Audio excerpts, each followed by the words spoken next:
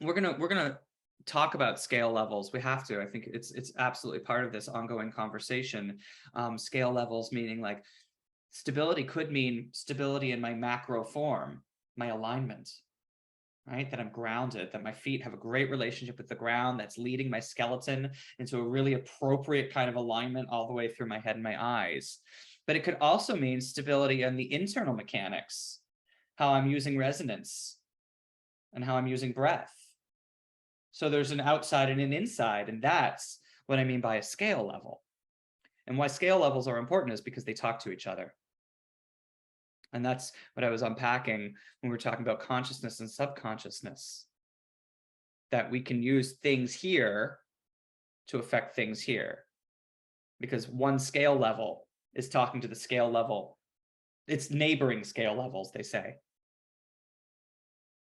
So my macro, if I'm working, for an example, if I'm working on the macro alignment of a moment, then that scale level is talking to the internal alignment of my resonance, my breath, but it's also talking to the scale level further away from me, which is how the audience is relating to this physical scale level that I'm stabilizing or working on or making more appropriate. So you can really play with zooming the lens from the biggest picture possible, how I am relating to my environment, to how my environment is relating to my internal mechanics, how my internal mechanics are relating to each other. And this is a fractal, how we keep going further and further and further in. And this can bring us back to Laban, actually, because you can take these effort actions and apply them liberally. You can apply them creatively.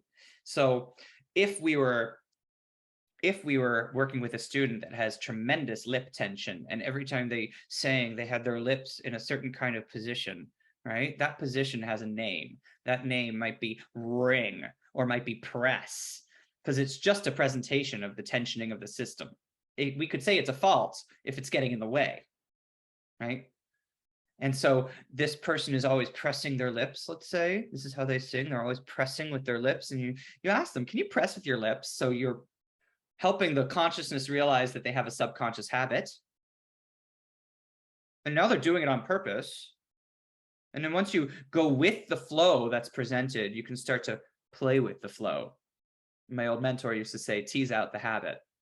So instead of pressing the lips, could you glide the lips forward? Everything you say, just glide the lips. Ooh, isn't that different? And the vocal voice will change, right? And you're listening for how I'm working one scale level, but I'm listening to a different scale level. Float the lips. And someone's working with themselves and having a whole different experience of possibilities.